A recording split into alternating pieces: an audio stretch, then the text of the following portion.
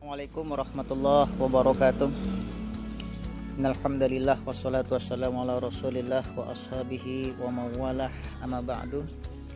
Baik teman-teman mahasiswa yang saya banggakan, minggu ini kita lanjutkan kuliah kita. Tema kita kali ini adalah pasar modal syariah. Kita mencoba juga mengkaji dari perspektif normatifnya dan urgensi implementasinya. Baik, ketika kita berbicara pasar modal, saya kira ada satu hal yang penting kita pahami, yaitu apa sih pentingnya pasar modal. Baik, jawabannya secara sederhana tentu pasar modal ini penting dalam rangka membantu pendanaan.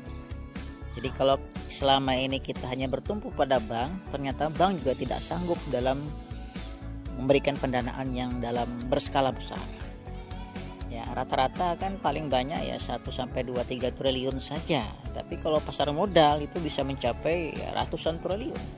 Selama itu ya menarik bagi para investor untuk menginvestasikan dana mereka di pasar modal. Sehingga kita butuh pasar modal, ya terutama untuk membantu perusahaan-perusahaan yang lagi mengalami ya kekurangan modal sehingga mereka bisa masuk ke bursa. Ya, efek untuk mencari modal di sana. Intinya pasar modal itu sebagai fasilitator, sebagai media ya, antara investor dengan perusahaan yang butuh modal atau pendanaan. Dan yang kedua pentingnya para investor juga ya, punya kepentingan untuk mendapatkan keuntungan melalui investasi. Jadi ada semacam simbiosis mutualisme ya, antara perusahaan dengan investor. Jadi kalau kita tinjau secara sederhana dalam perspektif Islam, ini juga sangat erat kaitannya dengan sistem kerjasama atau sistem syirkah dalam Islam. Jadi pasar modal itu ya sebetulnya pada prinsipnya adalah ya bekerja sama atau based on cooperation. Kemudian ya di dalam pasar modal itu ada beberapa produk yang sering kita kenal ya, ada saham, kemudian ada obligasi, ada reksadana. Minggu depan kita fokus pada reksadana. Minggu ini kita fokus 2 produk saja, yaitu saham dengan obligasi. Baik, saya kira kalau kita berbicara saham tidak ada yang tidak kenal dengan saham ya. Ya, saham secara bahasa adalah tanda kepemilikan, yaitu tanda penyertaan modal seseorang atau pihak badan usaha dalam suatu perusahaan atau perseroan terbatas. Artinya, ya, ketika kita ingin membeli saham, ya, atau ketika kita ingin memiliki sebuah perusahaan, maka syaratnya kita harus punya saham yang banyak, saham mayoritas. Sehingga ketika kita ya ingin menguasai sebuah perusahaan, ya tentu kita harus memiliki saham yang paling banyak di situ. Memang di Indonesia ada undang-undang ya, rata-rata yang kita boleh punya ya di atas maksimal 51% saja. Meskipun ada beberapa investor yang sampai menguasai 70%. Ya, misalkan negara kita menguasai beberapa badan usaha milik negara itu ya di atas 70%. Jadi seolah-olah yang punya perusahaan itu adalah negara, yang kita kenal dengan badan usaha milik negara. Padahal di situ juga ada ya dana-dana dari swasta, dana dari masyarakat. Nah, kemudian saham ini terbagi menjadi 2 ya, ada saham biasa, ada saham istimewa atau ya saham preferred. Saham biasa itu ya biasa ya, namanya saham ya kita beli, kemudian kita dapat dividen di sini, dapat keuntungan. Seberapa besar proporsi modal kita, maka segitu pula persentase keuntungan yang kita dapat. Kalau rugi ya rugi karena memang kita nggak dapat dividen. Tapi kalau untung maka keuntungan kita dapatkan sesuai dengan persentase modal yang kita tanamkan di situ. Dan ini juga sesuai dengan Islam berdasarkan akad syirkah. Yang kedua saham preferred ya, saham preferred ini berbasis bunga ya, untung atau tidak untungnya perusahaan kita tetap dapat pendapatan. Saham istimewa ini hanya ya, bisa dimiliki oleh orang-orang yang punya saham mayoritas, saham preferred, saham istimewa. namanya juga istimewa, maka mereka diistimewakan. Meskipun perusahaan itu bangkrut, mereka tetap dapat dividen karena berbasis bunga, asumsinya berbasis utang. Maka para perusahaan itu sebetulnya berutang kepada investor yang besar-besar itu. Maka dalam Islam ini perlu kita bincangkan lebih dalam nanti. Kemudian yang selanjutnya ya, tadi sudah saya singgung, apa keuntungan kita berinvestasi melalui saham. Ya, pertama memang kita mencari keuntungan yang namanya dividen bagi hasil ya. Apa itu dividen? Dividen merupakan pembagian keuntungan yang diberikan perusahaan dan berasal dari keuntungan yang dihasilkan perusahaan. Jadi tergantung kinerjanya. Semakin bagus kinerjanya, semakin untung perusahaan, maka kita juga dapat dividen semakin besar. Nah, yang kedua ada capital gain di sini. Capital gain itu ini di pasar sekunder ya. Jadi kalau kita berbicara tentang pasar modal itu ada dua pasar. Pasar yang pertama adalah pasar primer. Ya, yang kedua adalah pasar sekunder. Pasar primer itu pasar perdana. Jadi ketika perusahaan ya melantaikan sahamnya di bursa saham, nah itu kita sebetulnya masuk ke dalam pasar perdana dulu. Kita sebagai calon investor, kemudian ada perusahaan yang ya menerbitkan ingin menjual sahamnya di bursa saham, itu namanya pasar primer. Yang kedua adalah pasar sekunder. Ketika kita sudah membeli saham perusahaan, kita jual lagi kepada investor-investor yang lain dalam rangka untuk mencari capital gain. Nah, ini namanya ya keuntungan. Keuntungan yang didapatkan antara disparitas nilai sekarang dengan disparitas nilai yang akan datang. Baik, apa itu capital gain? Capital gain contohnya langsung saja ya. Misalkan investor membeli saham ABC dengan harga per sahamnya 3.000. Kemudian menjualnya dengan harga 3.500, maka investor dapat untung berapa ya? Tentu 500 rupiah per lembar sahamnya. Ini capital gain, ada keuntungan. Dan ini bisa diperdagangkan dalam jangka waktu yang pendek. Ya, jadi kalau kita hanya membeli saham dalam pasar primer, tentu niat awalnya adalah untuk memberikan modal suntikan dana kepada perusahaan yang ingin ekspansi. Tapi kan dalam jangka waktu yang panjang. Dan biasanya kita sebagai investor, kita nggak sabar ingin dapat keuntungan. Maka difasilitasilah namanya pasar sekunder agar kita bisa mendapatkan keuntungan dengan waktu yang cepat. Yes. Nah, di dalam pasar sekunder ini banyak sekali transaksi-transaksi yang debatable ya, khilafiyah. Ada yang diperbolehkan, ada yang tidak diperbolehkan. Tapi kebanyakan banyak yang tidak diperbolehkan. Karena pasar sekunder ini ya prinsipnya bertentangan dengan Islam.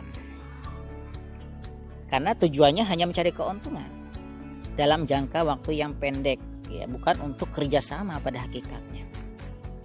Kemudian apa kerugiannya? Ya, ini bahasa lain dari perlawanan ya daripada sebelumnya. Kalau tadi dividen dan capital gain, ini namanya capital loss ya. Tentu tadi ya kalau kita beli 3.000 per lembar saham, kita kok jual lagi menjadi 2.000 saja, tentu kita rugi di sini. Kemudian di sini juga ada risiko likuidasi, namanya perusahaan yang dimiliki dinyatakan bangkrut oleh pengadilan atau perusahaan tersebut dibubarkan. Nah, ini terutama bagi pemegang saham biasa, mereka nggak dapat apa-apa. Tapi berbeda dengan orang yang membeli saham istimewa ya, kayak Abu Rizal Bakri itu dulu punya saham Lapindo.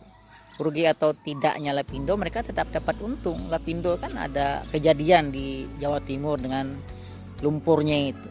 Banyak yang menuntut Abu Rizal Bakri, tapi beliau ya ketawa saja karena sebetulnya itu dianggap sebagai musibah nasional dan mereka juga tidak rugi ya, karena mereka tetap dapat pembayaran bunga dari Lapindo ya.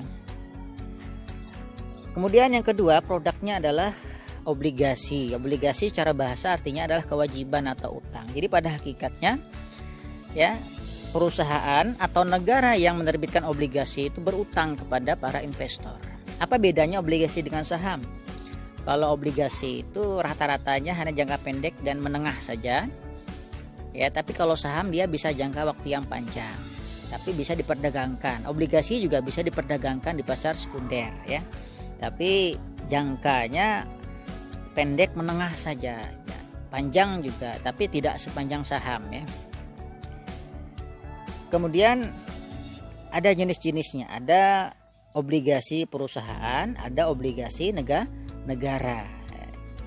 Kalau saham, negara tidak boleh menerbitkan saham. Jadi kalau negara menerbitkan saham berarti ada yang punya negara nanti. Nah, ini bedanya ya. Jadi kalau obligasi boleh diterbitkan oleh negara. Dalam rangka negara ini berutang kepada masyarakat untuk membiayai ya infrastruktur, pembangunan jalan tol dan lain sebagainya. Nah, tentu dalam Islam karena ini berbasis bunga juga maka hukumnya haram. Maka di dalam perspektif Islam ada instrumen lain namanya adalah sukuk, nanti kita jelaskan. Nah, bagaimana dengan pasar modal syariah? Apa pentingnya? Ya penting sekali. Karena rata-rata pasar modal yang ada hari ini adalah banyak yang bertentangan dengan prinsip-prinsip Islam, terutama di pasar sekunder. Yang kedua dengan prinsip bunga tadi. Ya, banyak yang sudah menyeleweng dari prinsip dasarnya. Ya, pasar modal itu pada hakikatnya adalah untuk mendapatkan dana berbagi hasil nanti. Tapi nyatanya banyak para investor, para trader, para broker, para pialang hanya untuk mendapatkan capital gain dalam waktu yang sangat relatif singkat. Baik, prinsip secara umum pasar modal syariah itu tentu dia hanya ya berinteraksi pada perusahaan-perusahaan yang halal saja ya. Tentu dia tidak berinteraksi sama perusahaan-perusahaan yang haram. Misalkan ya perusahaan yang memproduksi minuman keras tentu tidak boleh, kita nggak boleh membeli saham di situ. Rokok misalkan ini juga tidak boleh. Jarum meskipun itu sangat menggiurkan keuntungannya tidak boleh karena ini sudah tidak sesuai dengan prinsip Islam. Banyak mudorotnya daripada masalahnya. Kemudian akadnya harus jelas, jangan sampai akadnya nanti bisa menimbulkan konflik, bisa menyebabkan kerugian baik satu pihak ataupun ya kedua pihak yang bertransaksi. Jadi harus dihilangkan itu prinsip-prinsip ketidakjelasan. Gharar ya, barang-barang yang haram baik haram li zatihi maupun haram li ghairihi. Kemudian apa saja ya produk-produknya. Nah, tadi sudah saya singgung, sama saja sebetulnya produknya. Ya, pertama saham. Saham bahkan muasalnya adalah dari bahasa Arab. Saham itu sahamun, tanda kepemilikan. Ya, karena prinsipnya adalah bagi hasil. Nah, apa itu saham syariah? Saham syariah adalah penyertaan modal dilakukan oleh perusahaan-perusahaan yang tidak melanggar prinsip-prinsip syariah. Jadi misalkan nggak boleh itu perusahaan yang bermain spekulasi, riba, ya, memproduksi barang yang diharamkan, misalkan bir, minuman keras. Kemudian perusahaan-perusahaan juga yang melakukan trader atau short selling di pasar sekunder, ya. Baik, nah kita fokus dulu di pasar sekunder. Kenapa pasar sekunder menjadi khilafiyah? Bahkan ada yang mengharamkan. Karena pasar sekunder itu tadi tujuannya untuk mencari capital gain. Bahkan transaksinya banyak yang menyeleweng dari prinsip-prinsip Islam. Misalkan short selling di sini. Nah, short selling itu ya kita tidak punya saham, tapi kita boleh menjual saham orang lain. Misalkan contohnya begini, saya sebagai orang yang ingin menjual saham, tapi saya nggak punya saham. Saya pinjam dulu saham dari broker, ya. Kemudian saham yang sudah dipinjamkan itu saya jual kepada investor lain, ya. Kemudian ketika harganya murah, saya beli kembali dalam jangka waktu yang relatif singkat. Tentu ini menggiurkan, kan?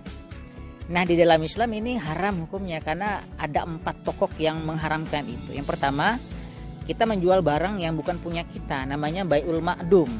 Menjual barang yang bukan punya kita hanya pinjam saja dari broker, dari trader, kemudian kita jual kepada investor lain. Yang kedua, tujuannya adalah spekulasi untung-untungan. Untung kalau saham yang kita jual itu mahal, kemudian kita beli kembali dengan harga yang murah. Kalau misalkan kita beli kembali dengan harga yang lebih mahal, maka kita rugi. Ini namanya spekulasi. Maka hukumnya haram.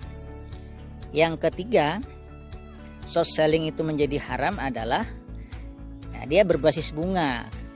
Apa itu bunga? Ya, ketika kita pinjam sama broker, maka kita dibebankan dengan bunga. Semakin lama waktu kita pinjam, maka semakin banyak bunga yang kita bayarkan kepada broker atau pialang saham tadi. Nah, ini yang tidak jelas ya. Maka hukumnya menjadi haram. Yang keempat tentu tujuannya adalah untuk mencari capital gain ya. Ada muncul semacam ketidakjelasan. Nah, inilah prinsip-prinsip dasar kenapa short selling itu menjadi haram dalam pandangan Islam. Dan kebanyakan pasar sekunder itu bermainnya di sini short selling. Ya. Tidak punya saham tapi dia menjual saham orang lain. Ini namanya jual beli ma'dum. Nah, yang keempat yang mengharamkan short selling itu adalah bai'ul inah. Bai'ul inah itu adalah jual beli berjanji kita jual hari ini dengan harga sekian, kemudian dengan catatan beberapa hari kemudian kita beli kembali, buyback namanya, atau short covering ya, short selling dengan short covering. Nah, ini namanya bai'ul inah, bai bersyarat. Dalam Islam ya, ini menjadi haram. Syabqatun fi syabqatain, satu transaksi dalam satu akad dua transaksi. Ini yang tidak boleh. Ini konteksnya adalah bai'ul inah. Jadi short selling itu hukumnya haram dalam Islam. Dan di Indonesia pun sebetulnya sudah tidak diperbolehkan. Ya, hanya saja kita tidak bisa melarang secara full karena banyak sekali pasar modal itu yang berafiliasi dengan pasar modal internasional. Di pasar modal internasional ini masih diperbolehkan. Ya, karena dianggap sudah menjadi kebiasaan masyarakat, kebiasaan investor di pasar modal. Nah, di Indonesia tidak bisa membendung itu karena sudah ya mengikuti kebiasaan pasar modal internasional. Kemudian obligasi syariah. Nah, di dalam Islam namanya bukan obligasi hakikatnya. Namanya adalah sukuk. Apa itu sukuk? Ya, surat berharga ya.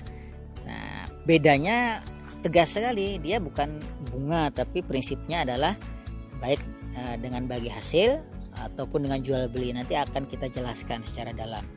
Kemudian reksadana syariah. Reksadana nanti kita fokuskan minggu depan saja. Nah, kemudian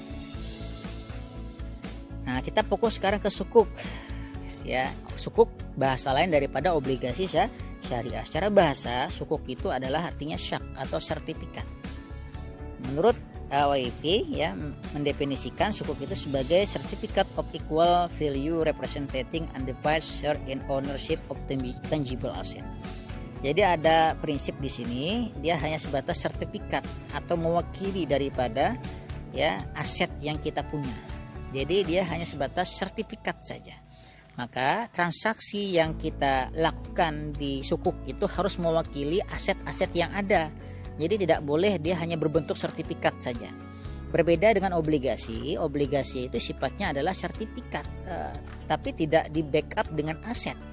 Negara hanya berutang saja, utangnya 1 triliun misalkan. Itu hanya obligasi saja, hanya helai kertas saja gitu ya. Tapi tidak ada asetnya. Berbeda dengan sukuk harus ada asetnya.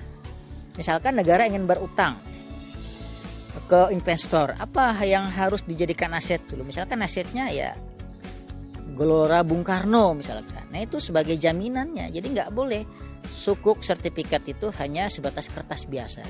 Syaratnya adalah harus ada underlying asetnya ya. Kemudian apa karakteristiknya? Tadi sudah saya singgung, dia harus berbasis underlying aset. Bagaimana cara transaksinya? Setidaknya ini ada 3 akad. Sudah kita jelaskan di akad-akad kontrak syariah. Yang pertama, dia berpola sebagai sell base. Sell base itu ya namanya jual beli ya, murabahah. Kemudian ada pola lease base, ijarah mumtahiyah bitamlik. Yang ketiga adalah polanya partnership base. Nah, sell base ini murabahah, jual beli, tapi di dalam transaksi juga ada dua transaksi, misalkan jual beli. Misalkan contoh sederhananya begini, ketika negara ingin membangun infrastruktur, total anggarannya sekitar 1 triliun, tapi kan negara nggak punya dana. Akhirnya negara menerbitkan sukuk retail misalkan seri 001. Nah, dengan catatan negara harus mencari dulu apa yang mau dijual nih, aset negara ini. Misalkan Gelora Bung Karno nilainya 1 triliun. Itu sebagai underlying asetnya. Maka dijual lah ya Gelora Bung Karno itu kepada investor. Maka negara mendapatkan dana seger ya kan 1 triliun. Tapi dengan catatan dalam 20 tahun kemudian investor wajib lagi menjual balik kepada negara.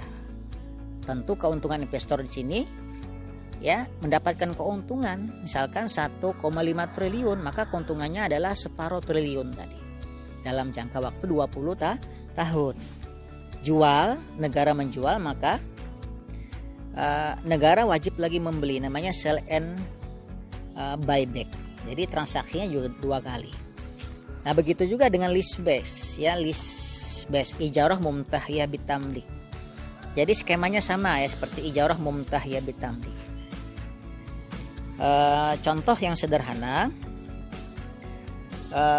investor membeli dulu sportorium, bukan sportorium yaitu UMY ya, Gelora Bung Karno senilai 1 triliun. Kemudian investor wajib menyewakan secara berangsur-angsur selama 20 tahun.